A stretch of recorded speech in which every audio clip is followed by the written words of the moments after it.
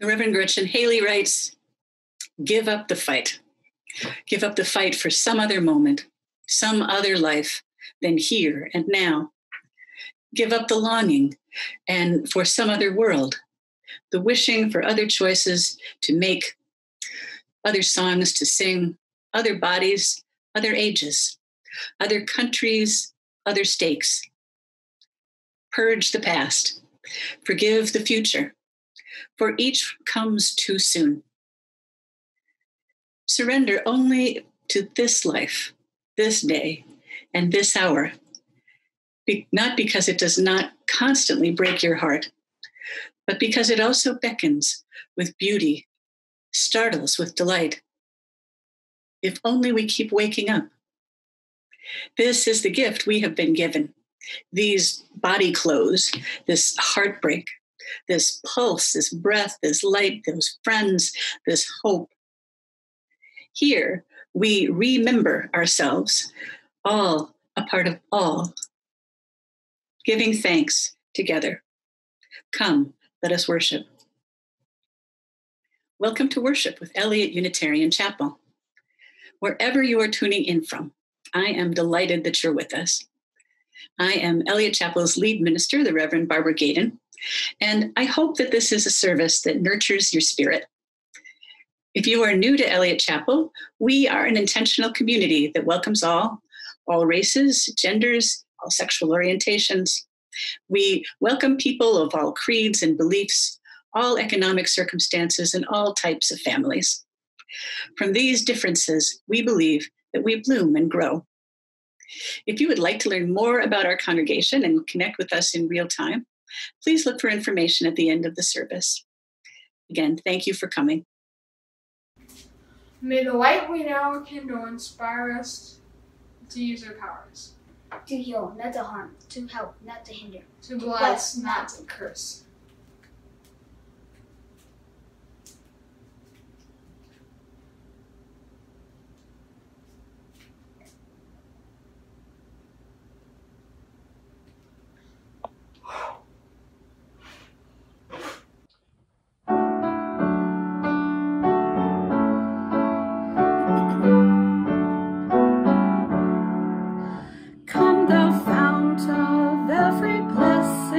Tune our hearts to sing thy praise.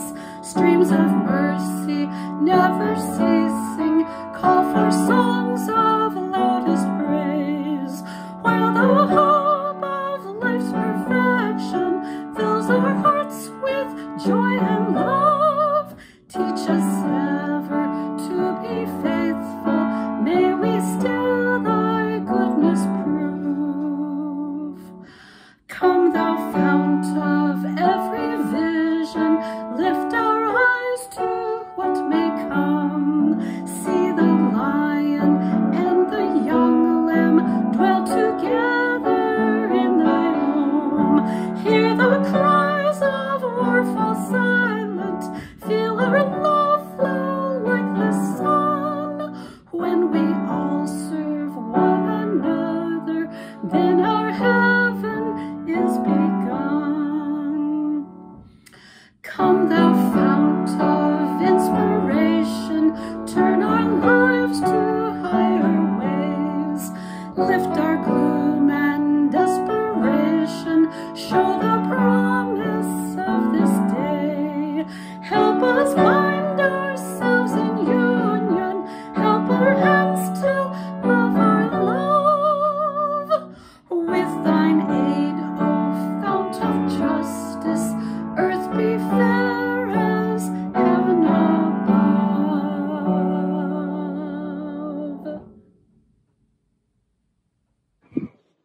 Good morning, everyone. It's time for All Ages with Miss Noel. As you can see, I changed my background for you.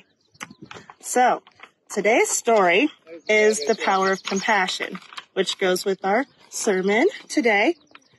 I don't have the author, but you can find this on the morningcoffeebeans.com website blog. So here we go. Empathy refers to feeling what another person is feeling. Sympathy means you understand what the other person is feeling, even without feeling it yourself. Compassion means your feelings have prompted you to take action to relieve the suffering of another person. There is a story I have heard many times that illustrates the difference between sympathy and compassion and demonstrates the critical effect the act of compassion can make in another person's life. It seems that a young man named Mark was walking home from school one day when he noticed that a boy ahead of him had tripped and dropped all of the books he was carrying, along with 2 sweaters, a baseball bat, a glove, and a small tape recorder. Mark knelt down and helped the boy pick up the scattered articles. Since they were going the same way, he helped the boy carry part of the burden. As they walked, he discovered the boy's name was Bill, that he loved video games, baseball, history, and that he was having lots of trouble with his other subjects. They arrived at Bill's home first, and Mark was invited in for a Coke and to watch some television. The afternoon passed pleasantly with a few laughs and some shared small talk. Then Mark went home. They continued to see each other around school, had lunch together once in a while, then both graduated from junior high school. They ended up in the same high school, and they had brief contacts over the years. Finally, the long-awaited senior year came, and 3 weeks before graduation, Bill asked Mark if they could talk. Bill reminded him of the day years ago when they had first met. "Do you ever wonder why I was carrying so many things home that day?" asked Bill. "You see, I cleaned out my locker because I was feeling really upset about a lot of things in my life, and I was planning to run away from home and school. But after we spent time together and laughing, I realized I would have missed that time with you and so many other good times in my life that followed. What I am trying to say, Mark, is when you picked up those books that day, you did a lot more. You saved my life." Compassion is something you can develop with practice. It involves 2 things: intention and action. Intention is simply opening your heart to others, and action is what you do about it. Mark made a decision to open his heart to another person in need. Once he did that, he made a decision to help that person. It was a small gesture and only took a few moments for all that to happen, but that is how compassion works. As Mother Teresa reminds us, we cannot do great things of this earth. We can only do small things with great love. Imagine what would have happened if Mark had only shaken his head in sympathy and walked on. We never know what a difference we can make in someone's life when we show compassion. That's the end of our story. I invite you now into a time of prayer and meditation. If you wish to, you may plant your feet flat on the floor, straighten your spine, close your eyes, and follow your breath. Spirit within all, mysterious force, giving shape to life, mysterious source and river of being, help us to know who we are, to see our place in the history of the earth and in the family of things. Help us to see that we are part of all that ever was, our grandmother's prayers and our grandfather's courage, our mother's courage and our father's hope. In our bones lies the calcium of ancient creatures. In our veins course the waters of seas. We are part of all that ever was. We are not separate from nature. We are nature. We are part of that same spirit that turned scales into feathers and birdsong into speech. We live by the sun. We move by the stars. We drink from the earth. We drink from the rain. O great Spirit, help us know who we are. and fill us with such love for this holy creation and gratitude for this awesome gift we call living, that we might claim our inheritance and live out our calling to bless the world and one another with our care. Let us now dwell together for a moment of silent prayer and meditation.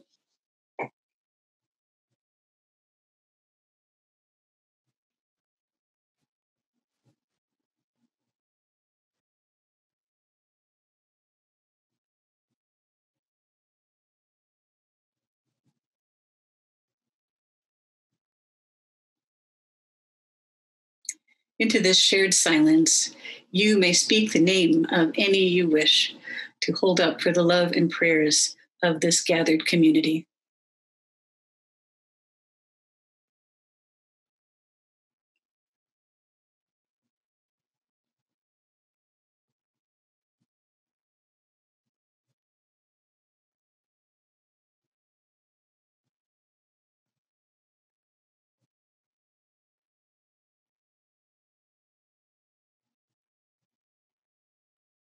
Amen. May they know, and may we know always, that we are precious beings.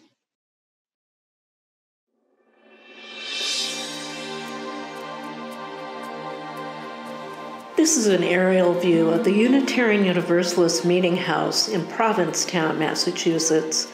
Local folklore holds that this beautiful and historic building is haunted by the ghost or the ghosts of people who died in the church when it was used as a temporary hospital during the horrendous influenza of 1918 and 1919.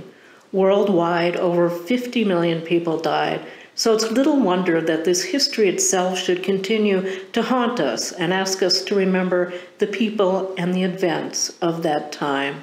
This brief video provides a snapshot of how some Unitarian and Universalist congregations survived the influenza of 1918 and 1919. Many died in Kansas, but the situation had become more disastrous and widespread when the flu showed up in New England in August of 1918.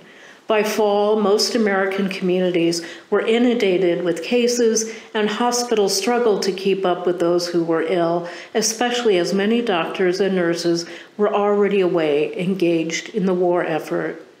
The need to restrict public gatherings was not immediately understood. On September 23, 1918, Judge A. Chester Clark, 41 years of age, of the Concord Municipal Court, died of the influenza, and a very heavily attended service was held at the Unitarian Church. 10 days later, 26-year-old Reverend Reese Williams, who officiated at the funeral, succumbed to the flu.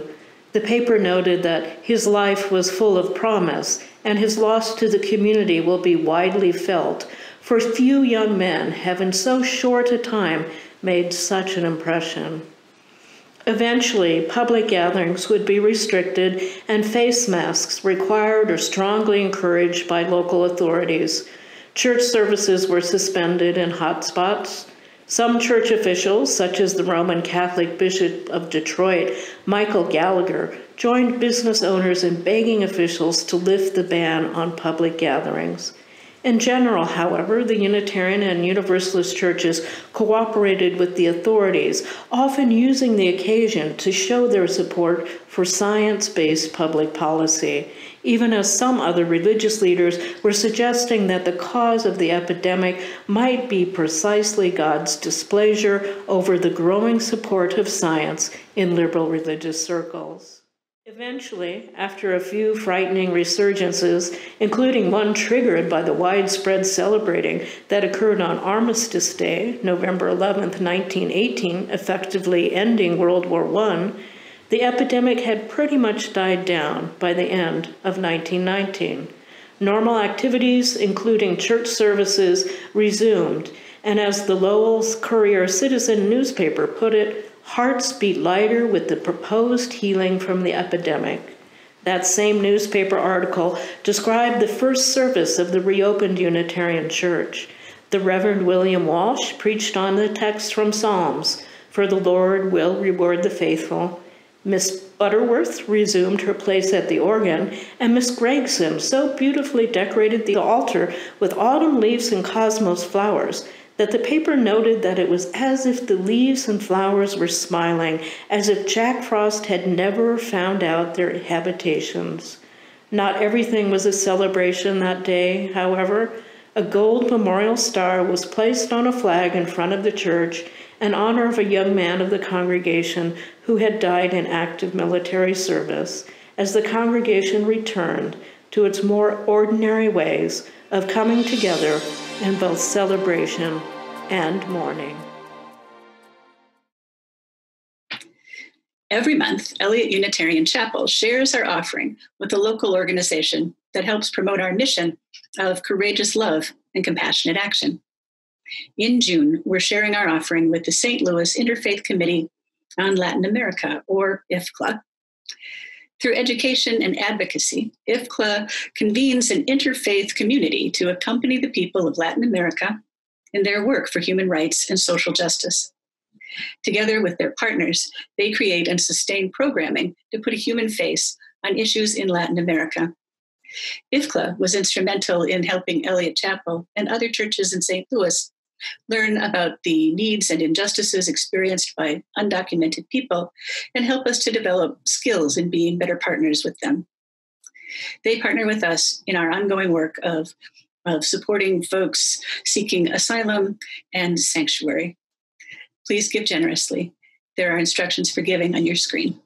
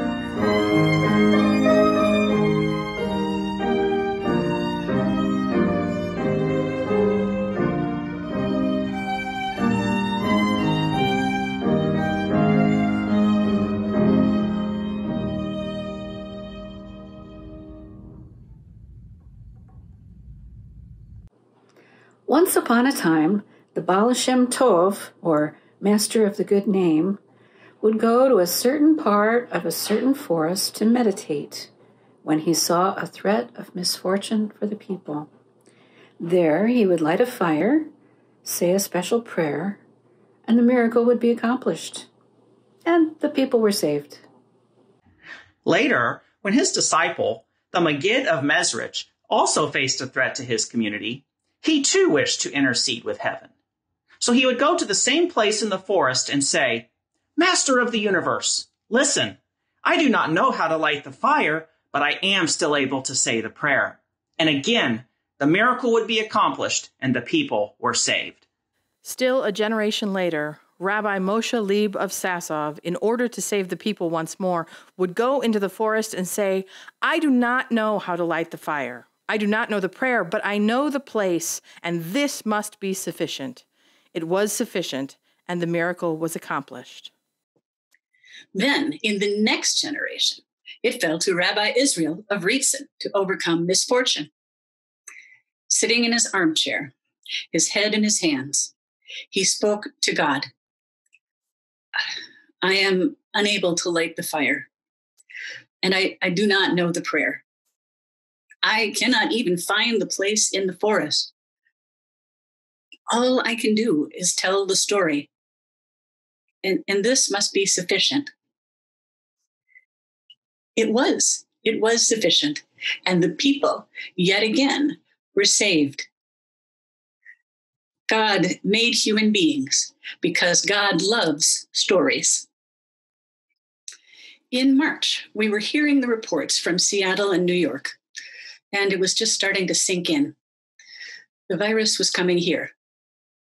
No reason to think that it wouldn't, except that the mind will stand at the gates and keep out bad news as long as it can. The week before we closed down the building, I decided that I was going to attend the board meeting by Zoom. With my health risks, I decided to quarantine early, and it was calming for me. Most of the board were meeting in Adams Hall, and we were trying to get connected. There was this sort of fumbling around. We had never used the platform before as a board, and as you might have experienced with these, having multiple laptops in a room creates a painful ringing sound. So we turned off the video part on their end, and I could hear them, but I could not see them. I was feeling a bit tender and scared for myself, for the world, and for our church. But then, as they opened the meeting, they always open the meeting with a reading, and I heard Nancy Rubin say, "I light this chalice. I light this chalice." The rest was lovely, but truly what I remember most is the feeling that filled my heart when I heard those words. I can't explain it, but I knew that we were going to be all right. We were still the church. And it's crept up on me on occasions, this sensation. The first time we held our virtual coffee hour, and I saw 40 little squares lighting up on my screen, and you were all smiling and waving at each other, people that showed up to the coffee hour, and looking like those animated photographs in the Harry Potter stories. Or the annual meeting. Now, I can tell you, I have been a minister for about 23 years, and I do not remember most annual meetings. I will remember this one. The board had considered not holding the meeting this year, but they said, no, we need to show that our church is moving forward. I was so proud of them and the thought that went into that decision and the planning for that meeting. Now, we were hoping we could get a quorum to come to the meeting, like 50 people, that would be. And when the meeting started, I watched and I saw all of those little screens, all of those little squares appearing on my computer. 96 in all, many of which were families of 2 or more. I heard about people coaching each other on how to connect by phone. 150 total. Now, I knew that it wasn't for the juicy agenda that y'all showed up. We were voting on the new board members and approving last year's minutes. But people showed up. They were coming together to be the church. And I knew we were going to be all right. I think of that story from the Baal Shem Tov. We cannot, right now, get to the sacred place in the forest. We can't make the fire, and we don't know the special prayer. But we remember the story. We remember who we are. And when we do, the people are saved. We're in the middle of a big story right now. Faith communities are playing a big role in the American story of the pandemic. Worship services are magnificent spreaders of the virus. Several outbreaks can be traced to specific congregations, synagogues, churches, and sometimes to specific funerals. Studies have shown that singing in groups is particularly effective at spreading the disease. So is being in close proximity for an hour with a group of people. And then when you add in that our church has a majority of older folks, and that children are good at spreading the disease without showing any symptoms. It's a perfect recipe, and it's a huge and heartbreaking loss for those of us who love and miss the rituals of the church. And the church has a big role in the American story of how we respond to the pandemic. The conservative church has had a powerful political influence now for many years. This time, one coalition of pastors threatened to sue Massachusetts Governor Charlie Baker if congregations were not included in the first reopening of the state, in the first phase. We stand at the gate and guard ourselves from the bad news as long as we can. It was all there right in front of us, and churches managed to push it out. And the political machine is sensitive to all of this. It picks up on all of this and wants to turn it to their use for their own popularity and their own power. The president practically ordered churches to hold services again, as if the vice president traveled to Iowa and other states to meet with pastors to convince them to reopen. And under pressure from the administration, the Center for Disease Control walked back their guidelines to congregations and took out the part where they said that congregations were not supposed to sing together, that it was ill-advised and unhealthy. They took that part out because they were pressured. This is a perfect marriage of politics and religion, standing united against science. In 1918, we saw a lot of the same thing. With that influenza epidemic, some churches argued that it was because human beings were putting too much faith in science that we saw this epidemic, and God was punishing us. It didn't help that people back then were forbidden by the administration to talk about the war. Journalists were barred from writing about it.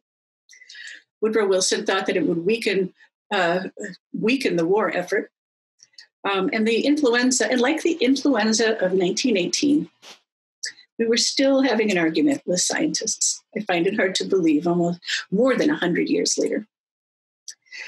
Imagine a church back in 1918 that based their decisions not on what the government was telling them, which wasn't much, not on their belief that God would protect them, and not even on their own dearest wish to be with one another in their beautiful church building and worship the way they always did before. No, they were paying attention and basing their decisions on the science as best they could access it. These were our people. We are the people at this point, we're the people who are saying, show me the science. One pastor back in 1918 said, it's not up to God to eradicate this disease. He said, it's up to us. That message must have made us a bit unpopular. But these churches wanted to be part of the healing of the world, just as we do. And just as we are tired and worried about ourselves, they wanted to be part of the world's solutions and not just its problem. We need one another, and we need to keep looking at what is coming our way, honestly. Many Unitarian and Universalist churches back in 1918 closed their buildings for normal church activities. Instead, they made their church happen elsewhere and in other ways. They knew they were needed. Some churches opened up their buildings as overflow hospitals or convalescent homes. Church records describe people lifting out the chairs from their sanctuary and replacing them with hospital beds. Can you imagine? The Women's Alliance, shout out to our Women's Alliance, you are awesome. The Women's Alliance cared for children whose parents were suffering from the influenza or whose parents died by tucking them into their beds at night, their beds in the church. That bedrock of love, That is where you come from. That is who you are. This is the best of us. And in the middle of our pandemic, in the middle of the pandemic of our time, comes a competing wave that needs our attention, comes an uprising. It's an important one. It's been one that we have waited for a long, long time. It's going to complicate things like crazy, but it is so vital. I heard Cornel West describe the protests in the streets now. And he said the hope that he sees there is that, he said quite generously, that we've got a whole bunch of white brothers and sisters on our side now, and that makes a big difference.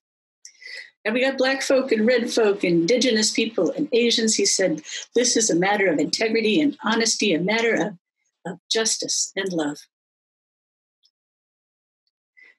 And in talking about the funeral that was held and broadcast for George Floyd, he said that the community surrounding them at this memorial lifted up the spiritual banner, lifted up the best parts of who we are, lifted up the love that is part of our history, the love that fights for justice.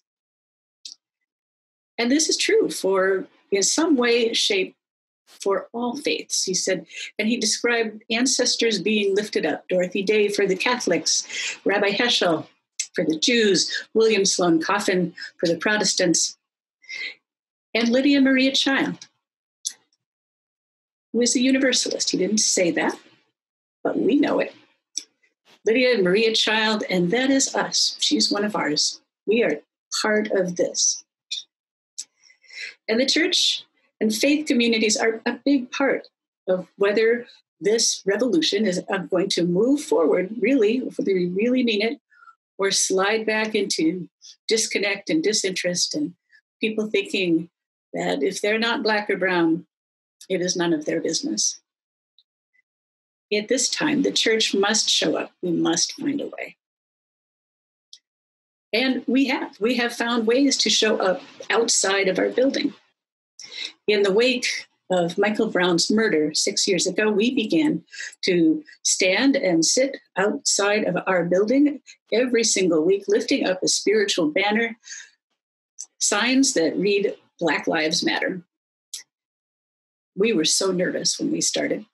And for some reason, I mean, some people were encouraging and honked and waved or just drove on by, but others shouted insults and ridicule. And we realized when we saw that just how much we were needed. What really told me about it was when I heard about a little girl.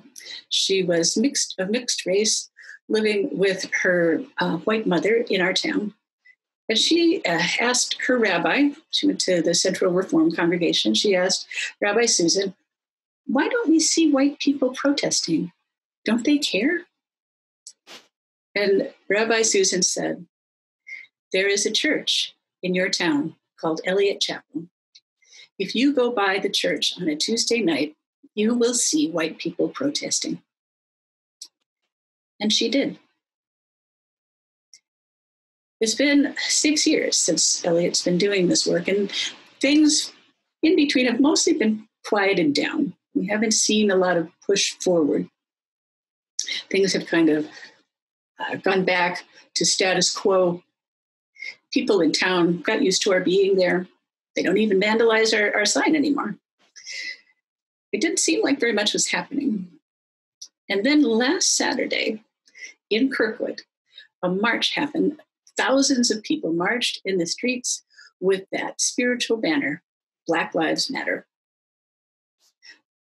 Something had happened. Something had changed. We didn't cause it.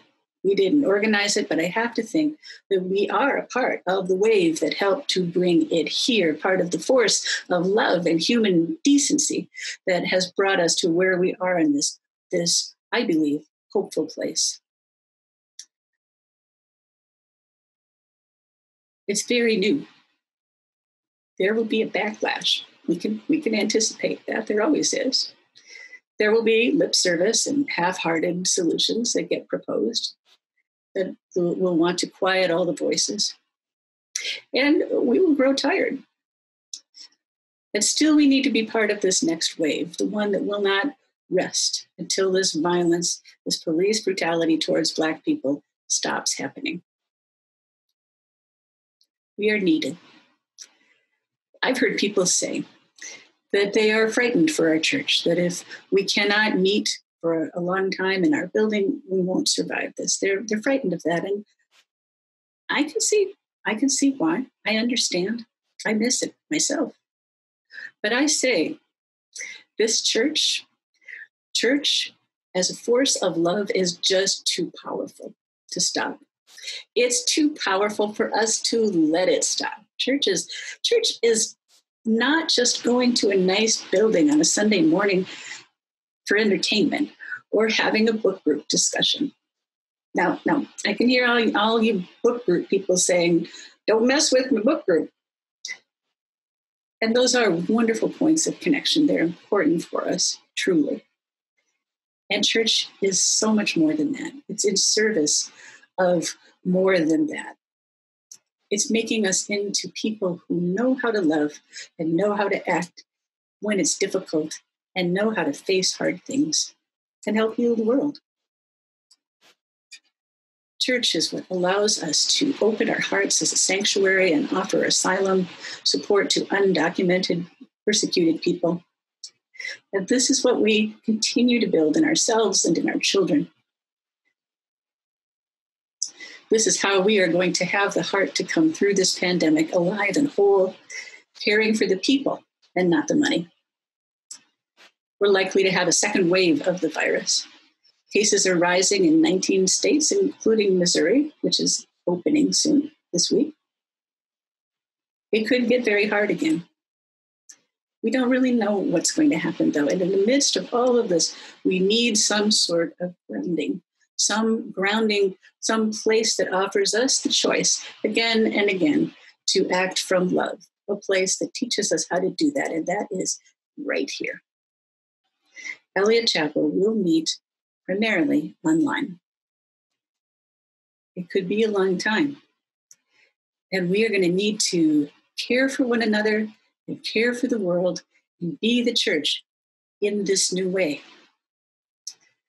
In this time when we're tired and we miss being together in person, we are still called to take church out of the building and into the world. And we can do it. We have done it before, and we're doing it now. We've just shown ourselves that we can, and we need to keep showing up and building the church and being the church online, on the telephone, embracing what might feel foreign or strange, and be the church what we're called to be. It will not look like what it did before. We won't find the same place in the forest, but we will find a new path, I promise you. And I invite you to join me there. Amen. We are building a new way. We are building a new way. We are building a new way. Feeling stronger every day. We are building a new way. We are working